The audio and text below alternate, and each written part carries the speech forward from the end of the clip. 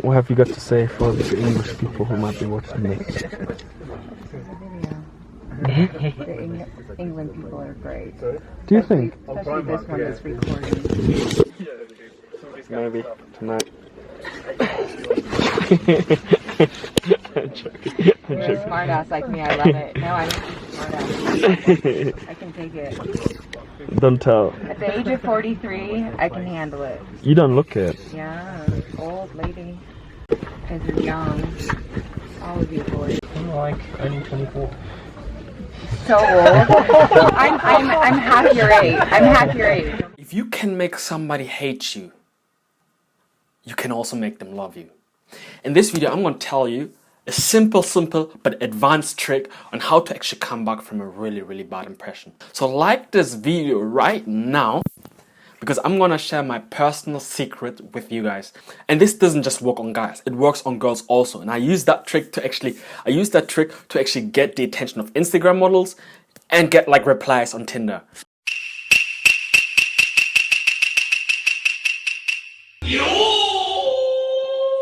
When you make a bad first impression, don't worry, because there are still ways you can come back. As long as there is emotion, whether it's happiness or anger or like frustration. Emotion is emotion. And what is emotion? That's energy in motion, right? Basically it is excessive passion. And that excessive passion, as long as the excessive passion is there, you can derail that passion into an emotion that is working for your own benefit.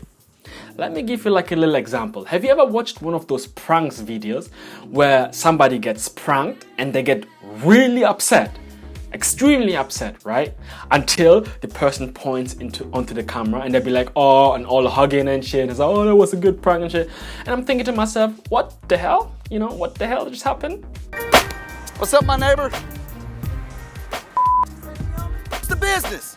I'm saying you're my new neighbor. It's and nice what's the business? I'll see you at the bar. So you can't say that shit, homie. Neighbor, please. You're on camera, bro. We're shooting a video. I said neighbor. I'm your neighbor. I'm your neighbor, bro. I'll see you at the barbecue. See, if somebody called me a nigga, right, I'll be straight throwing. It doesn't matter whether you point at a camera. But that scenario is really interesting. Look what happened. He provoked the person where he became really irritated, right? And at some point, he kind of used that passion, that excessive emotion, that excessive passion to actually channel it into like a positive emotion. And when you do a bad first impression, that's what you want to do. I'll give you a personal example of mine. Every time I go into a boxing bout, right? I stare down my competitor and there is like anger and hatred. You know, there's like serious anger and hatred. I want to hurt that person, right? But by the end of the day, when it's all said and done, right, and the fight is over, we become friends, we hug each other, and all the anger is channeled into love, like literally. And I've looked at scenarios where this keeps on happening, and I noticed that it doesn't just work with guys, it also works with girls, right? Let me give you like a classic example. In my second year of college, I used to move in with that girl, let's call her Lisa, right? Lisa was a really uncharismatic, very unlikable girl. She was very bossy. She was, you know, like initially we got on, that's why we moved in together. But she was very bossy over the time and I really couldn't stand her guts. She hated me and I hated her, right?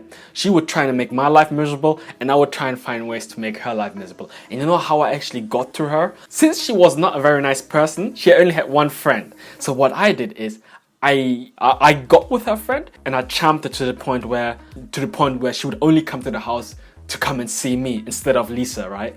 And at some point I realized I was a little bit too savage. So I decided to become more nice to her and, you know, like apologize and become more friendly with her. You know what happened? Her friend that I used to sleep with, she actually snitched on Lisa saying that Lisa had a thing for me.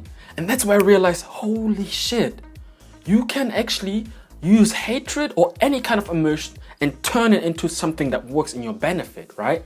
And ever since that day, when I go on Tinder or when I go on Instagram and I see a painting, like a dime, right? And she doesn't give me the attention of the day, I kind of give her like a little insult or a little thing that kind of aggravates her. And the response will be, what the fuck? Who do you think you are? I kind of aggravate them to the point where they're just about to block me. And that's when I say, I'm sorry, I'm just playing. In that way, I use the hatred, the anger to kind of channel it into like an emotion that works in my benefit. And you see me do it all the time with girls. Like when I was traveling, I would kind of like give somebody a backhanded compliment or kind of like say something outrageous and then tell them I'm sorry. Is that this parking lot? So like, what do you mean? What'd you say? Have you ever had sex in the car park? No. Do you want to? Look at this. All right, listen. Maybe. We never know. And that's what you want to do. When you make a bad first impression, you want to find ways to actually channel the positive emotion, the negative emotion into a positive emotion, right? And it doesn't work with everybody, you know. It usually just works with people who have like high self-esteem and who like think highly of themselves, you know. So if you, for example, talk to somebody and he's maybe like low on self-esteem and you tease him, right? Then he's gonna laugh it off, but in his head he's gonna think you a dickhead and he will not like hang around with you. But if it's somebody who's like thinks highly of themselves and they say, what did you just say, blah blah, you know, like who gets like a bit like riled up and aggressive, then you want to say, I'm just joking, I'm sorry, I thought you were cool, so I just, you know, like those kind of people. So you kind of have to read the situation, right? But here's one thing I want you to pay attention and note. The worst thing, the only time this does not work is if you do it to the wrong person, i.e. somebody who's like low in self-esteem or somebody who's not very confident. You know, if you tell a girl that is like not that attractive, your breast stinks, then you'll have a problem because you're breaking her self-esteem. You know, that's mean, you know. But the second time it doesn't work is when the person doesn't get that passion, that excess passion, right? For example, if you're in a group of people and you say a joke and they kind of like are dismissive, you know, like, this guy again, you know, leave him, then that means you have a problem. So always like use your own discretion, you know, like use your own discretion when you use it, and only use it if you actually made a bad first impression. Don't try, when you make a bad first impression, don't try and save it. Go worse, you know, try and rile them up and then channel that passion into something that will work for you, right? The reason why I say this technique is advanced because I personally had to learn it. I had to personally implement it because when I was traveling, I was first starting out to interview people. I would scare people because I didn't know the boundaries, you know, in each country. So sometimes in Japan, I would shout across the road and call over people like, come for an interview. When in reality in Japan, like that is like, nobody does it. Like when I say hello before, I scare you guys, you know? Okay. Give me tips on how to improve, like not to scare people. Not to yell at people from a roadway above a road. Oh, okay. I take note of that because I do it all the time, right? Okay, right. So initially, I would make a really bad first impression, but somehow, somewhere, I managed to save it somehow. So obviously, initially, these girls were like, oh, I scared them.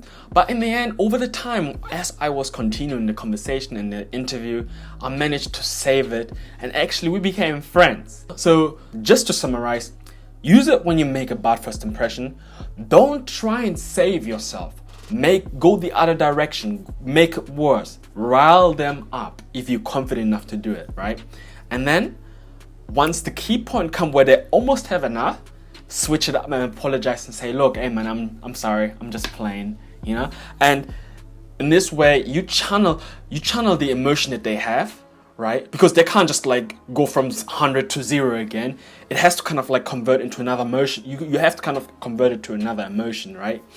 And yeah, man, the best emotion you can channel in is happiness or excitement. The only time where I would say where you can't save your bad first impression, you'll have to let it go, is when they become dismissive, when they say, this guy again, or, you know, like, oh, what a weirdo kind of thing, you know?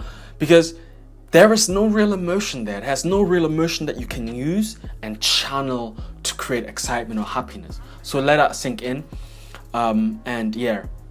But the best thing you can actually do is don't risk it and make a first good impression to begin with, right? So I've left another video here where I actually show you how I actually personally demonstrate first good impression, and you should go and check this video out.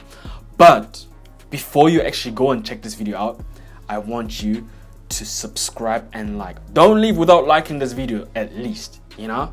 And if you want to subscribe, click the bell button. And I'll see you on the other side. I'm out.